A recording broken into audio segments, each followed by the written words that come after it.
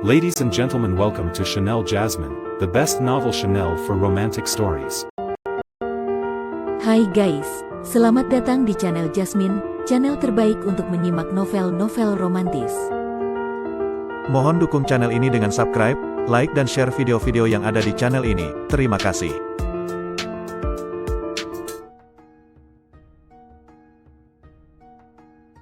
Perintah Kaisar Naga bab 5202, 5203, 5204. Ini adalah jimat warisan leluhurmu. Dev memejamkan mata dan menyerap semua informasi. Rune pada prasasti batu itu adalah susunan warisan yang sangat besar. Selama seseorang dari garis keturunan keluarga Hu mendekat, warisan itu bisa diaktifkan. Cepat kemari. Humazi bergegas berjalan ke arah prasasti batu dan menempelkan tanda kebesaran sang patriark di atasnya. Prasasti batu itu tiba-tiba memancarkan cahaya terang, dan rune yang tak terhitung jumlahnya berterbangan dari prasasti batu itu, mengitari Humazi bagaikan kunang-kunang, lalu perlahan menyatu dengan tubuhnya. Humazi hanya merasakan bahwa ada banyak sekali pengetahuan tentang jimat di dalam benaknya, mulai dari pembuatan dasar kertas jimat hingga penyusunan susunan jimat tingkat lanjut. Tubuhnya juga berubah. Energi spiritual di tubuhnya menjadi lebih halus, dan meridiannya yang semula tersumbat kini terbuka berkat kekuatan lembut. Kultivasinya perlahan membaik. Ini benar. Humazi merasakan perubahan pada tubuhnya dan begitu gembira hingga ia tidak bisa berkata-kata. Dev berjaga di samping, dan pada saat yang sama dia juga menyerap informasi jimat yang tersebar di prasasti batu. Meskipun dia tidak memiliki garis keturunan Hu dan tidak bisa memperoleh warisan lengkap, dia mendapat banyak manfaat dari informasi yang tersebar ini, dan pemahamannya tentang jalan jimat menjadi lebih dalam, dan dia bahkan samar-samar menyentuh ranah baru. Setelah waktu yang tidak diketahui, cahaya di prasasti batu perlahan menghilang, dan Humazi membuka matanya. Kilatan cahaya melintas di matanya, dan aura di tubuhnya menjadi jauh lebih kuat dari sebelumnya. Ia benar-benar berhasil mencapai alam abadi bumi. Saya berhasil mencapai terobosan. Humazi mengepalkan tangannya, merasakan kekuatan yang mengalir deras di tubuhnya. Terima kasih telah mengingatkanku, kalau tidak, aku akan kehilangan warisan ini. Kau telah membangkitkan kekuatan bawaanmu. Kekuatanmu tidak akan meningkat secepat ini hanya dengan mengandalkan warisan. Dev tahu bahwa Humazi awalnya sangat kuat, tetapi setelah beberapa reinkarnasi, kekuatannya tampaknya tersegel. Sekarang, dengan bantuan kekuatan warisan, kekuatan Humazi telah terbuka sebagian, sehingga ia dapat segera mencapai alam abadi bumi. Kekuatan Humazi akan semakin meningkat di masa depan. Tatapan Dev tertuju pada sederet karakter kecil di bagian bawah prasasti batu. Sepertinya kita harus mempercepat. Prasasti batu itu mengatakan bahwa seorang jenderal iblis kuno disegel di area inti jurang pemakaman iblis. Sekarang segelnya sangat lemah. Jika bocor, akibatnya akan sangat buruk. Wajah Humazi menjadi gelap, lalu harta karun yang diinginkan Yuyue, mungkinkah berada di area inti? Sangat mungkin. Dev mengangguk, para iblis selalu ingin melepaskan monster dari jurang. Harta karun yang diminta Yuyue untuk kita dapatkan mungkin sesuatu yang dapat mengendalikan para jenderal iblis. Kita harus menemukan harta karun itu sebelum orang-orangnya tiba, kalau tidak akibatnya akan mengerikan. Keduanya tidak berani menunda dan terus masuk lebih dalam di sepanjang lorong di belakang prasasti batu. Lorong itu makin lama makin sempit, dan tenaga iblis makin lama makin pekat, tetapi dengan rune peninggalan leluhur keluarga Hu dan token ketua klan pada Humazi, kekuatan iblis sama sekali tak dapat mendekati mereka. Setelah berjalan sekitar setengah jam, sebuah kolam magma muncul di hadapan mereka. Magma merah tua bergulung-gulung di dalamnya, mengeluarkan napas yang membakar, dan membakar dinding-dinding batu di sekitarnya hingga berwarna merah. Tidak ada jembatan yang melintasi kolam lava, hanya beberapa rantai besi tebal yang menghubungkan sisi lainnya.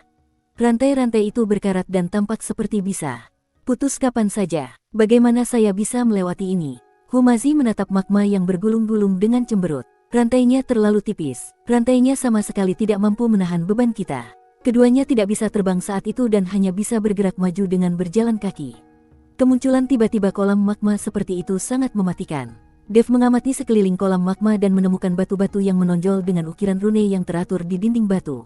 Batu-batu ini adalah pijakan. Rune di atasnya dapat menahan suhu tinggi. Kita bisa menginjak batu-batu itu untuk melewatinya. Ia melompat ke batu pertama, yang memang sekeras batu.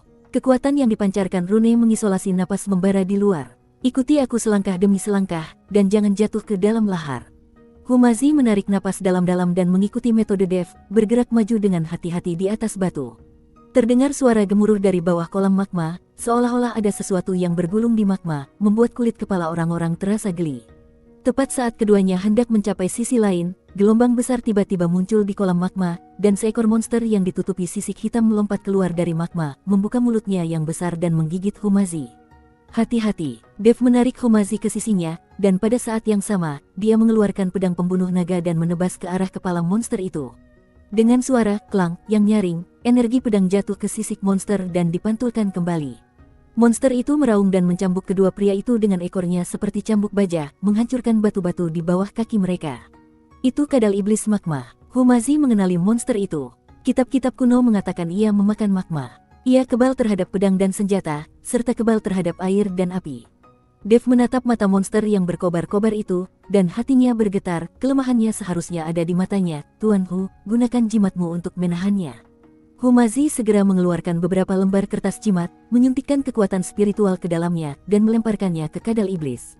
Kertas jimat itu berubah menjadi beberapa jaring cahaya keemasan di udara, melilit tubuh kadal iblis itu. Kadal iblis itu meraung, dan api menyembur keluar dari tubuhnya, membakar jaring cahaya itu menjadi abu, namun ia tertahan untuk sementara. Memanfaatkan kesempatan ini, Dev melesat dan melesat menuju kepala kadal iblis itu bagai anak panah.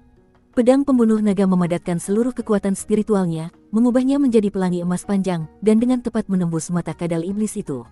Roar! Kadal iblis itu menjerit melengking, dan tubuhnya yang besar berguling-guling liar di kolam magma, dan magma yang mengaduk itu jatuh bagai hujan badai.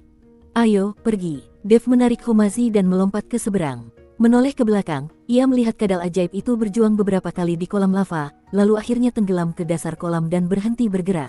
Kedua lelaki itu terjatuh ke tanah, terengah-engah, punggung mereka basah oleh keringat dingin. Kadal iblis magma ini sungguh mendebarkan di setiap langkahnya. Humazi menyeka keringat di wajahnya dan berkata, jika kita terus seperti ini, bahkan jika kita tidak dibunuh oleh monster itu, kita akan mati kelelahan. Dev berdiri dan melihat ke arah lorong di sisi lain. Setelah melewati kolam magma, kita seharusnya sudah dekat dengan area inti. Ayo kita bekerja lebih keras. Dia mengeluarkan beberapa pil dari bungkusnya dan menyerahkannya kepada Humazi. Isi ulang tenagamu dulu, jalan di depan mungkin lebih berbahaya. Humazi meminum pil itu tetapi tidak langsung memakannya. Ia malah mengambil token pemimpin klan dari tangannya dan menyeka debunya dengan hati-hati. Dengan warisan leluhur dan token ini, aku merasa penuh kekuatan. Betapapun berbahayanya, aku akan terus maju. Dev menatap tekad di matanya dan mengangguk sedikit. Dia tahu bahwa Humazi bukan lagi lelaki yang hanya pandai mempermainkan wanita, tetapi penerus sejati dari warisan keluarga Hu. Keduanya beristirahat sejenak dan melanjutkan perjalanan menyusuri lorong. Di ujung lorong terdapat pintu batu besar bergambar kepala iblis yang ganas. Matanya merah menyala dan memancarkan aura mengerikan. Ini seharusnya menjadi pintu masuk ke area inti. Dev mengamati pola kepala iblis di pintu batu itu dan berkata, auranya sangat kuat. Aku khawatir ada penghalang yang melindunginya. Humazi menempelkan token pemimpin klan di gerbang batu.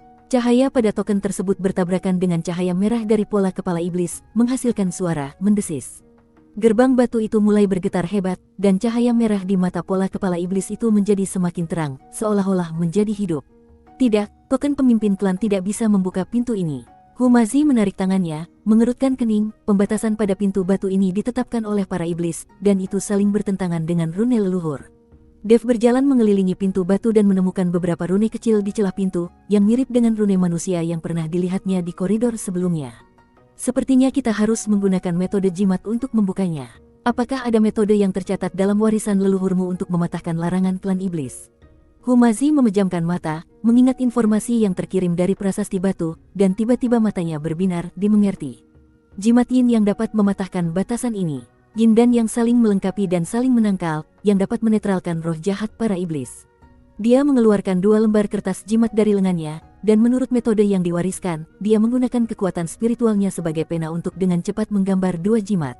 Selembar kertas jimat berwarna emas, memancarkan energi maskulin, selembar kertas jimat lainnya berwarna hitam, memancarkan energi feminin.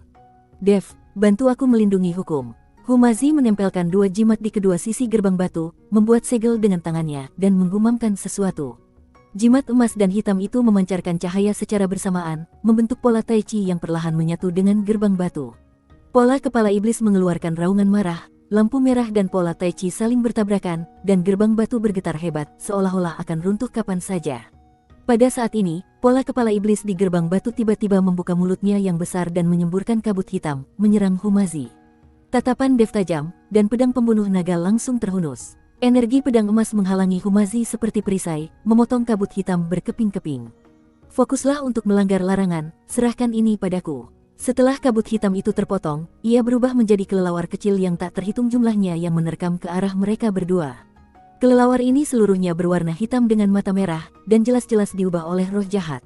Dev mendengus dingin, dan kekuatan spiritual di tubuhnya bersirkulasi. Sebuah perisai emas muda menyelimuti mereka berdua. Kelelawar itu menghantam perisai itu, mengeluarkan suara, mendesis, dan segera menghilang. Humazi tak berani teralihkan. Ia membentuk segel dengan tangannya semakin cepat, dan cahaya jimat yin yang semakin kuat. Cahaya merah pola kepala iblis di gerbang batu perlahan meredup, sementara pola Tai Chi semakin jelas. Akhirnya, dengan suara dentuman keras, gerbang batu perlahan terbuka. Di balik gerbang batu terdapat ruang luas, seperti istana bawah tanah. Di tengahnya terdapat altar hitam dengan pedang panjang tertancap di atasnya. Pedang itu berwarna hitam pekat dan memancarkan aura dingin. Area di sekitar altar dipenuhi dengan kerangka, baik dari setan maupun manusia, dan jelas terlihat bahwa pertarungan brutal telah terjadi di sana. Apakah itu harta yang Yuyue inginkan? Humazi menunjuk pedang panjang di altar dan berkata, kelihatannya seperti pedang ajaib. Dev menggelengkan kepalanya, tidak sesederhana itu. Lihat rune di sekitar altar. Itu formasi penyegel. Pedang ini mungkin digunakan untuk menekan sesuatu. Ia melangkah maju dan mengamati rune-rune di sekitar altar dengan saksama. Ia mendapati bahwa rune-rune ini mirip dengan rune yang pernah dilihatnya di prasasti batu sebelumnya, tetapi lebih rumit dan presisi. Rune-rune ini jelas merupakan segel terakhir yang dibuat oleh leluhur keluarga Hu. Di bawah altar seharusnya ada tempat di mana Jenderal Iblis disegel. Dev menunjuk ke sebuah alur di tengah altar dan berkata, saya khawatir Yuyue tidak menginginkan pedang ini, melainkan benda di dalam alur itu. Ada manik hitam di alur itu, hanya seukuran ibu jari, yang memancarkan energi iblis yang kuat, tetapi ditekan oleh rune di sekitarnya dan tidak dapat menyebar. Apa ini? Tanya Humazi penasaran. Dev juga melihatnya, tetapi dia tidak tahu apa manik hitam itu. Itulah inti sihir. Suara Raja Iblis Awan Merah terdengar, dan itu adalah inti sihir Jenderal Iblis kuno. Dengan inti sihir ini, kita bisa mengendalikan Jenderal Iblis yang tersegel. Jenderal Iblis. Dev tertegun dan bertanya dengan bingung, senior, apakah Jenderal Iblis ini lebih kuat darimu? Raja Iblis Awan Merah mencibir, jika dia lebih kuat dariku, dia tidak akan tertindas di sini. Dia tidak sekuat aku. Bersambung.